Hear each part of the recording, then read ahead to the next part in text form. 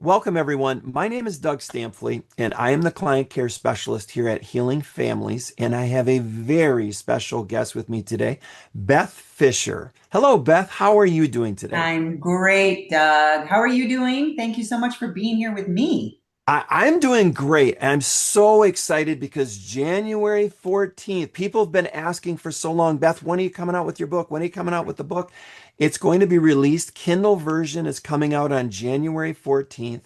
But for $9.99, not only can they pre-order the Kindle version, but they can also get immediate access to something very, very special that we'll talk about in a minute. But most importantly, Beth, can you just share the title of your book and what it's about? And then we're going to dive in a little bit of behind the scenes.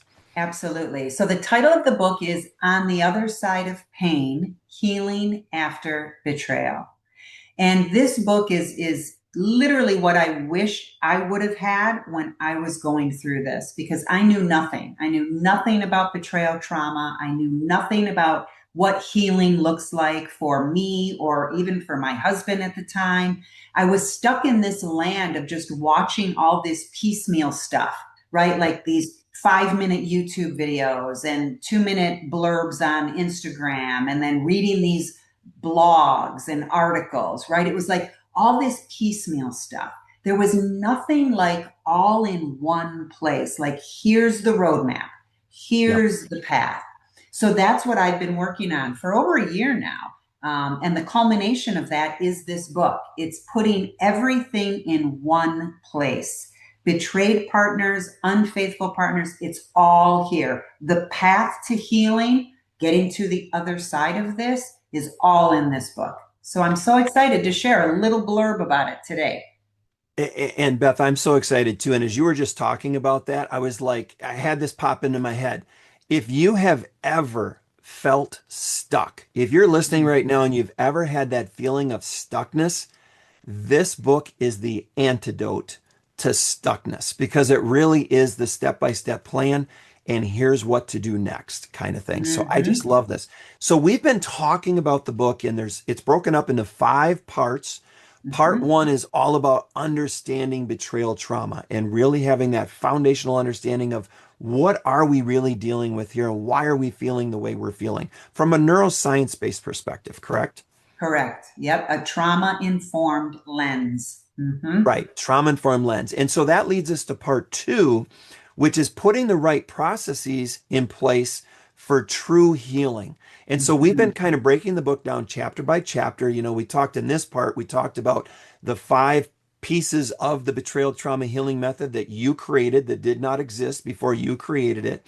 We talked about betrayal trauma and its effect on your mind and your body. We just got done talking about how healthy boundaries help you heal. And now we're at the last chapter of this second part. And this chapter is chapter 10. And this is a big one because Mm-hmm. it's called Full Disclosure Upfront. And Yeah. so I just can't wait to hear what you have to say about what full disclosure is, the importance of it, and what role it plays in the healing process, both for betrayed partners and for unfaithful partners. It's huge. And full disclosure, out in the betrayal world, there are so many different definitions, if you will, of what is a full disclosure.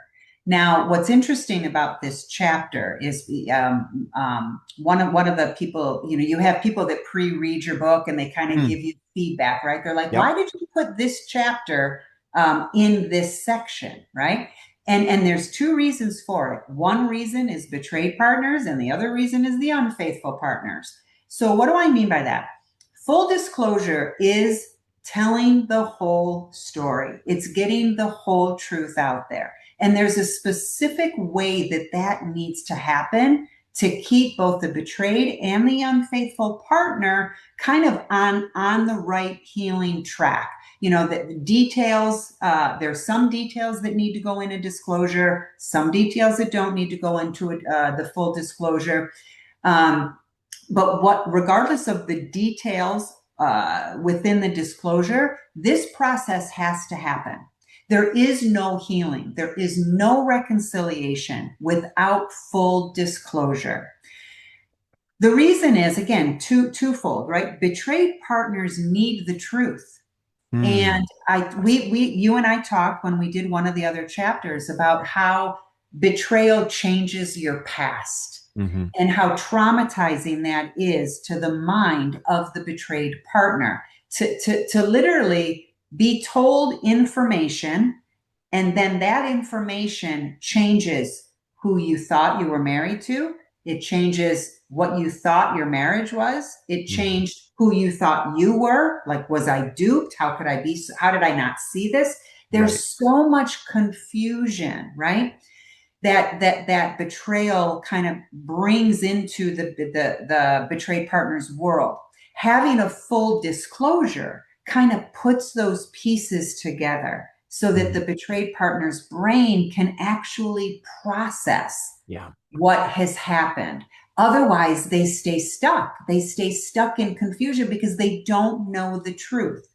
So the unfaithful partner's role here is to give the betrayed partner this information, the whole truth, the full disclosure.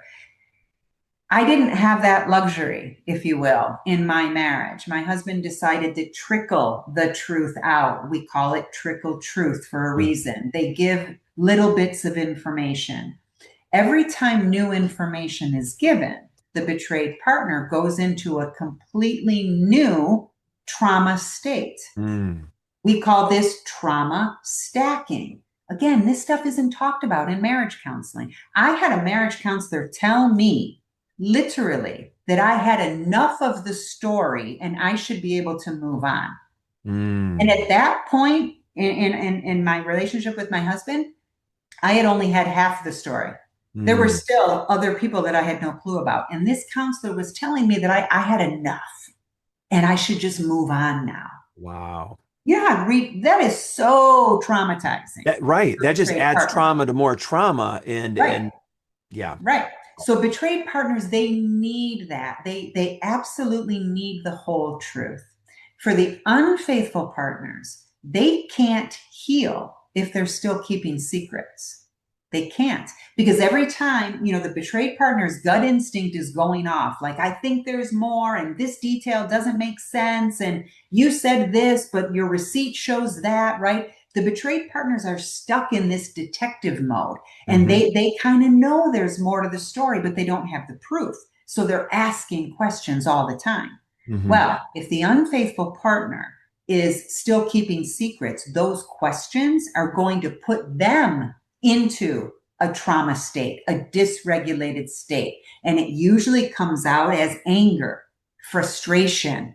When are you going to get over this? Why are we talking about this? It's been 6 months, 6 years, whatever it is. When are you going to stop? I heard that almost every conversation with my husband.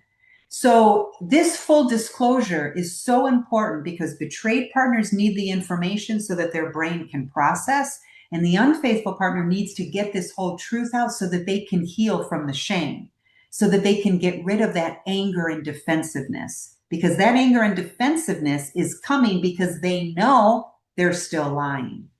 You Hmm. can't transform your life if your body knows that you're still lying. There's going Right. to be a little voice in the back of your head going, you're still a liar. You can't transform and become a 2.0 version of you and be a liar at the same time.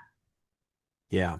So Yeah. it's crucial. This chapter was so important to put in this section of the book because this is the book that outlines the steps, the next steps, the processes to Yeah. start really getting to the other side.